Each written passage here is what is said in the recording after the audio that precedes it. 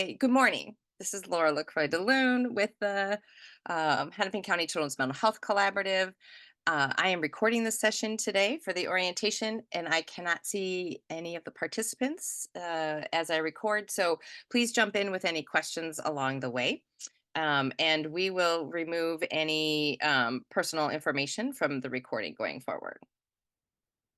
So my hope is that we can do an overview of the collaborative, our strategic priorities, and governance and budgets today. So we have a lot of information, but also want to make this more interactive if possible. So starting with the collaborative vision. So our vision is that Hennepin County has a comprehensive, integrated, and culturally responsive children's mental health service system that meets the mental health needs of Hennepin County children, youth, or families, and their families in the least restrictive and most appropriate setting. This is also Hennepin County Behavioral Health vision for system of care. And that decision was intentional a few years back to try to um, merge the idea or to have that shared vision both with the collaborative and behavioral health. Our mission through the collaborative is to provide a forum for the diverse and representative groups of system stakeholders to influence the development and ongoing operation of an accessible and effective children's mental health system within Hennepin County. And that the collaborative promotes innovative service development and continuous quality improvement in the children's mental health system by embracing the system of care principles and the available research. So, a system of care is an approach to coordinating efforts by agencies, organizations, families, and youth in a community so that services and supports are accessible and appropriate and lead to the positive outcomes for everyone. Systems of care are emergent, dynamic, and adapt to the local environments, and they center the voices of those most impacted. And I would say that the collaborative is really on a growing curve of doing this better.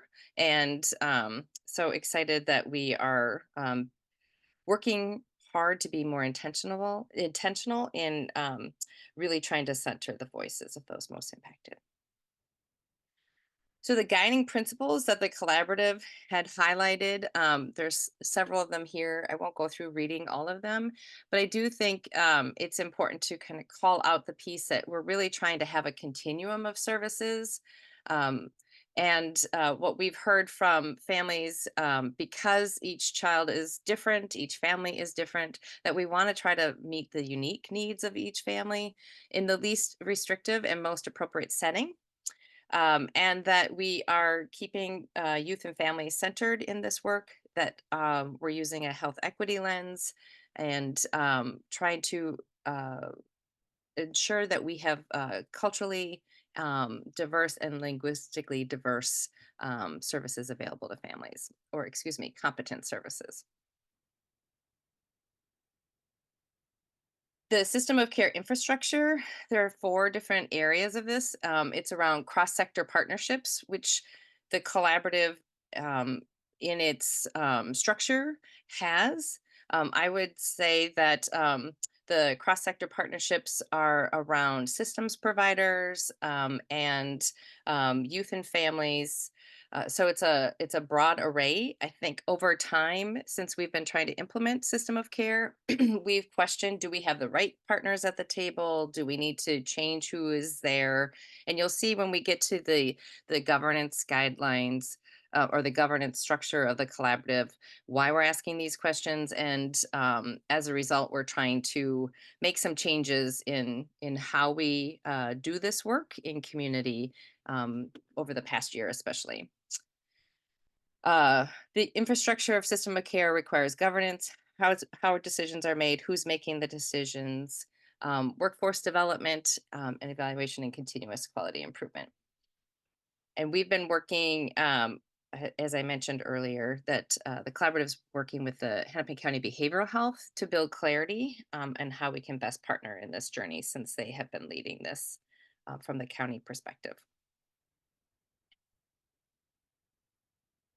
So a little bit about our structure. The collaborative, the Children's Mental Health Collaborative, is a quasi-governmental collaborative that is identified through state statute.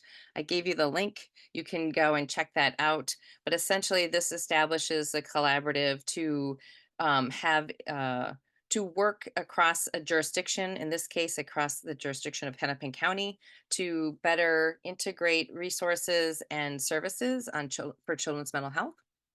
We're managed under a joint powers agreement with the mandated partners through statute, and we'll get into that a little bit more later. And the Minnesota Association of Children's Mental Health is our fiscal sponsor.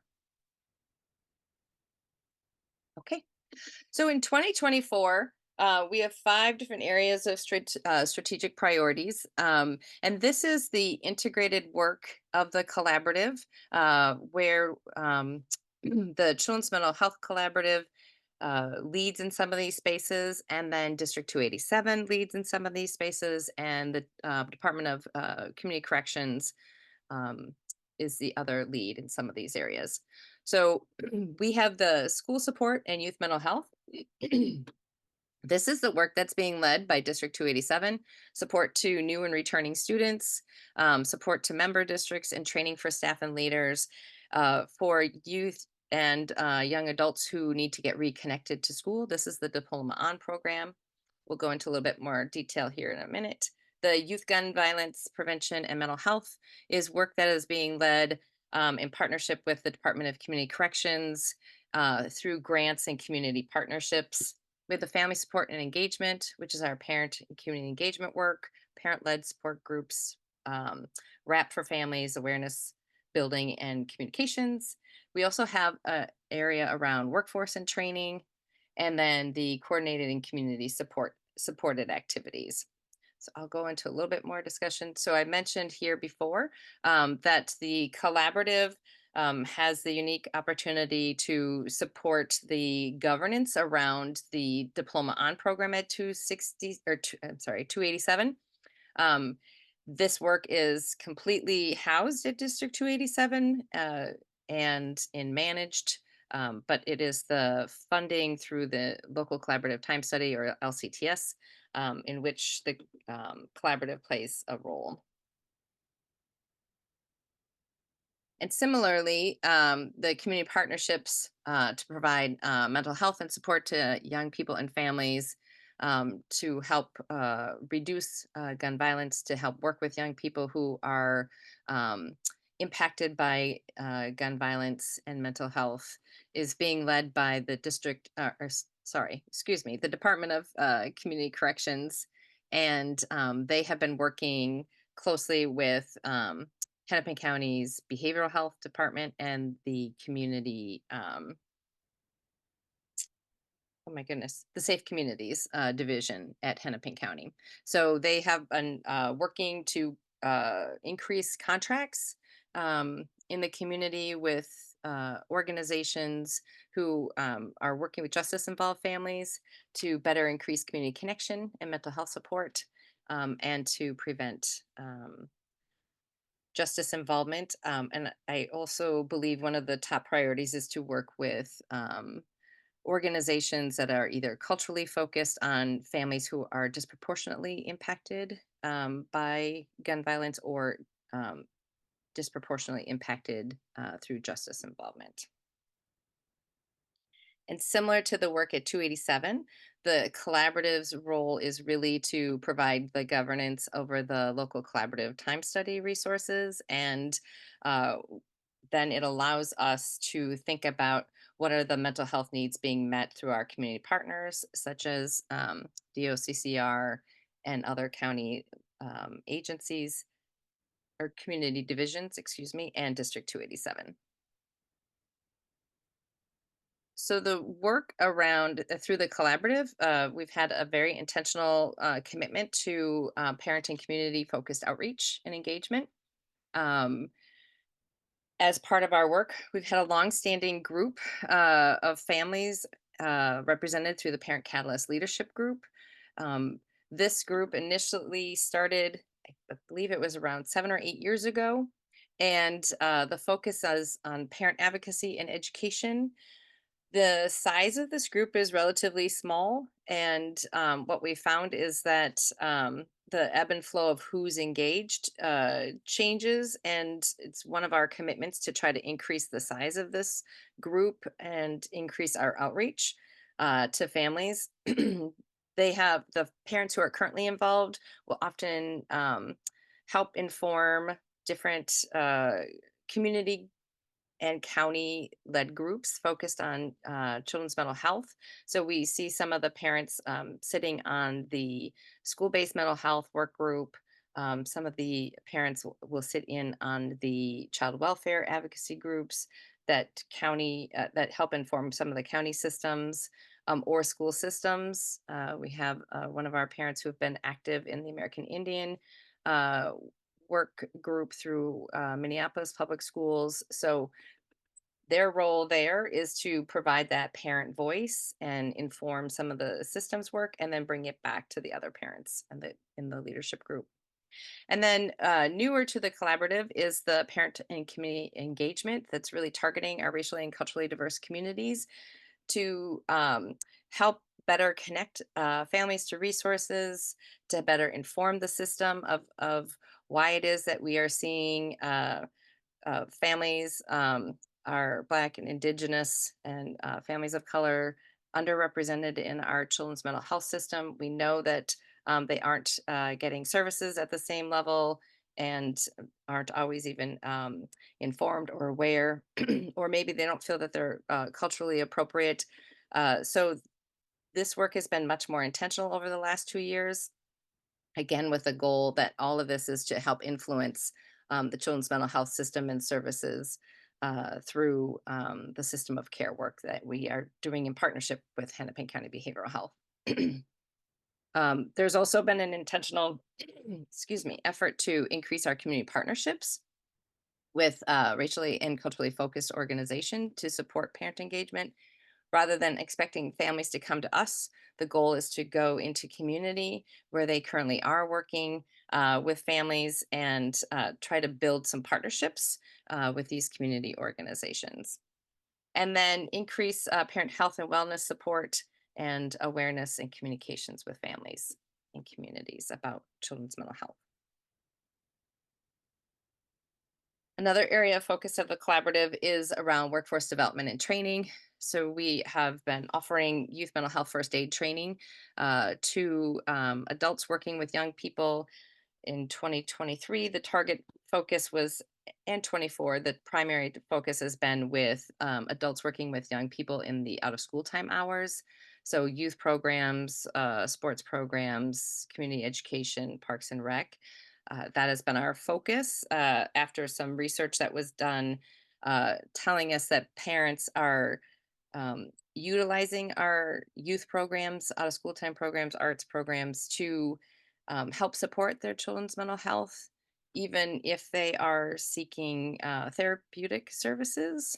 Um, that that this was an important aspect of support for children and youth. So we wanted to give our youth workers and adults in the field some baseline information about mental health and then how to go about making referrals.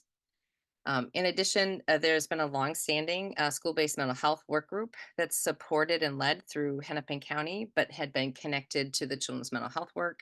Though those connections remain, and that support group or that work group continues to function. Mark Sander and Laura Zook are leading that work, and then we have scholarships and sponsorships for different training and learning opportunities that parents can access and providers can access. And then finally, we have our community supported activities. New to the collaborative this year is the community partner meetings. And that is our effort to try to better engage community in specific youth mental health conversations, allow us to figure out what are the needs of the community, and then how can we utilize the partnerships within the collaborative to attend to the needs of families. Uh, and this started this summer was the first of these meetings, and the focus area that we started the conversation was around the changing investments that we will be seeing in our school-based mental health services, and how can we better prepare families and communities for this shift in resources.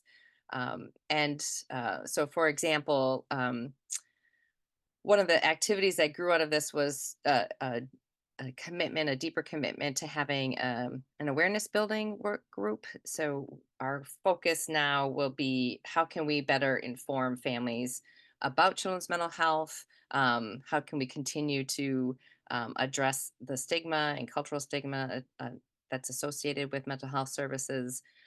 So these are the types of community supported activities that you'll see the collaborative doing is utilizing those community partners to help inform and potentially making changes.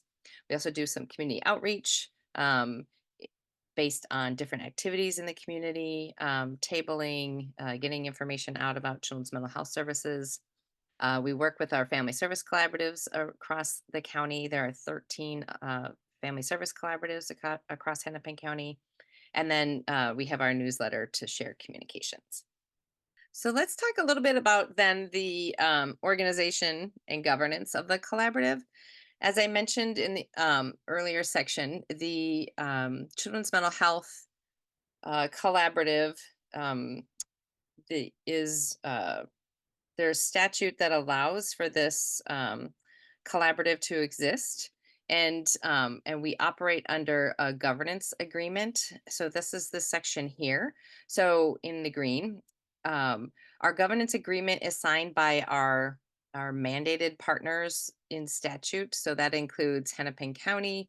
It includes several of our school districts as part of that governance agreement. Our community partners, such as our mental health providers or parents, they aren't legally required to sign this agreement, but it is all of the public agencies that are required to sign this. And then we have an interagency agreement on how we operate. And that is that allows operate with funding the local collaborative time study resources. So that's a separate agreement, but with these same partners saying anyone who's participating in the local collaborative time study, which I'll talk about here in a minute, that this defines how we use the resources. If you're not familiar with how government agencies work and why this matters, is government agencies are required to have a legal agreement to work together and potentially share resources. So this is just a way in which allows these public agencies to work with one another in a legal way. And then we operate with a fiscal sponsor, and our fiscal sponsor is the Minnesota Association of Children's Mental Health. We do not, the collaborative doesn't exist as a separate operating institution. It would require us to set ourselves up differently with the Secretary of State's office and the state um, in general. So we operate through a fiscal sponsor. So their MACMA's board of directors is technically providing the legal entity or the legal work and structure for the collaborative. But we have a memorandum of understanding that allows our governance committee to make the decisions of the collaborative, and then we have a coordination team that works to support the strategic priorities that we just mentioned here. So the coordinator is myself, and then Fatima is doing the Fatima Hamid is doing the system of care community outreach as the family coordinator. We have a parent catalyst leadership group coordinator, and then we have an evaluator who does the work. So that's who makes up the coordination team. And then here, you will see in our governance agreement through the Children's Mental Health Collaborative, we have an integrated budget and provide oversight to the LCTS funds through the Department of Community Corrections in Hennepin County and District 287.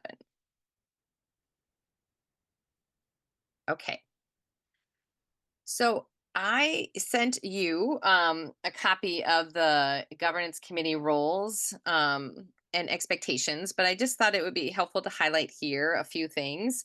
Um, that our primary purpose of the governance committee is to represent the interests of the collaborative stakeholders in the development and pursuit of its mission, and that in our capacity, we would be identifying the strategic direction of the collaborative, and evaluate our outcomes achieved, approve and monitor the program and financial performance of the collaborative, evaluate the performance of the coordinating team, and evaluate its own performance as a governing body. So while we know, while the work of the governance committee will vary across its members and time, especially depending on where you work and what your role is within your organization. We know that. Um, but again, we are highlighting some of the key expectations is that we will act on behalf of the mission and the interests of the collaborative and its stakeholders at all times.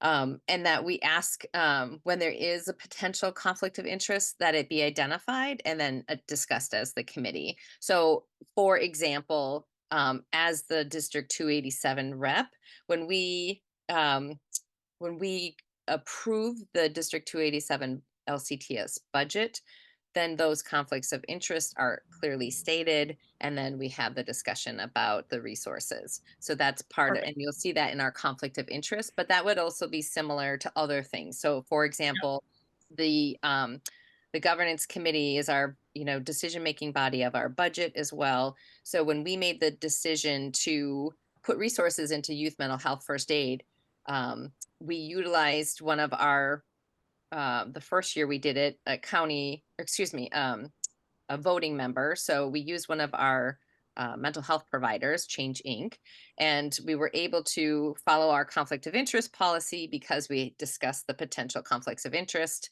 and then discussed how we would manage that. So as long as we are able to meet um, the mission and the interests of the collaborative and manage our conflicts of interest, then that's what we're asking people to do as a governance committee member. Perfect. And that you're also then, obviously responsible for representing your own organization and how you're working with children in youth in your own organizations. I think this is something that we are hoping that we will see a little bit more engagement with our governance committee members is helping us know what's happening in your organization or with your member districts. I think will be really helpful. Um, and that we don't want our governance committee members to just be like a rubber stamp. We're really asking you to engage in this work with us, and understand what's happening locally in your community throughout the county. And that participating as a member and contributing is really important. And rather than, as I said, just kind of listening in and assuming all is okay. Not ask. We want you to ask questions if you're unsure of something and participate. And you'll see there's a little bit more detail under number 3 in the governance roles, governance committee roles and expectations, um, that provide a little bit more detail about participation. So our conflict of interest policy is part of the bylaws. The You can find our bylaws on our website.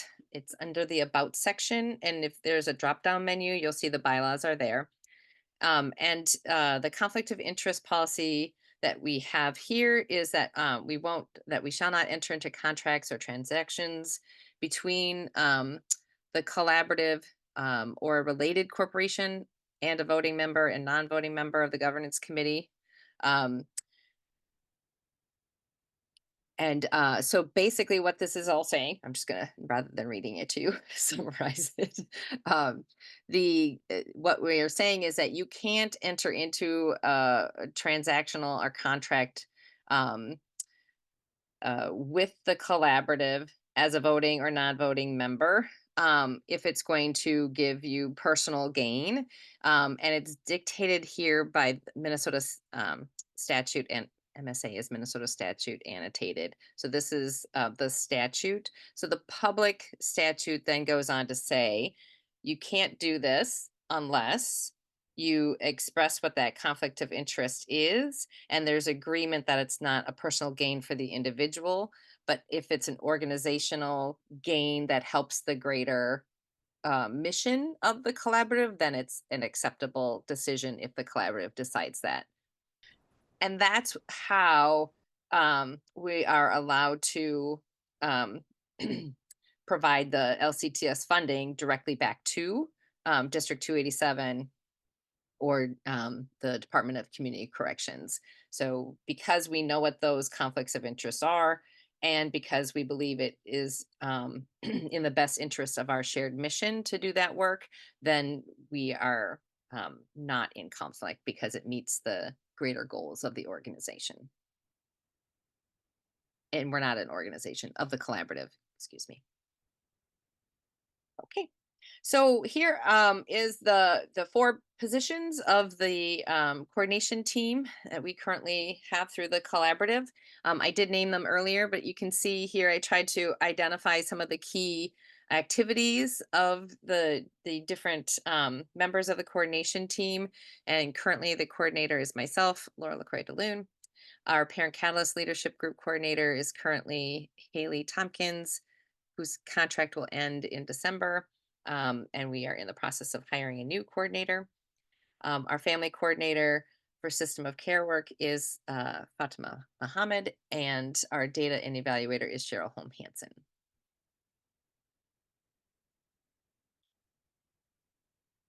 We do have that integrated budget that I mentioned at the beginning. The integrated budget is represents the Children's Mental Health Collaborative, the Department of Community Corrections, and District 287.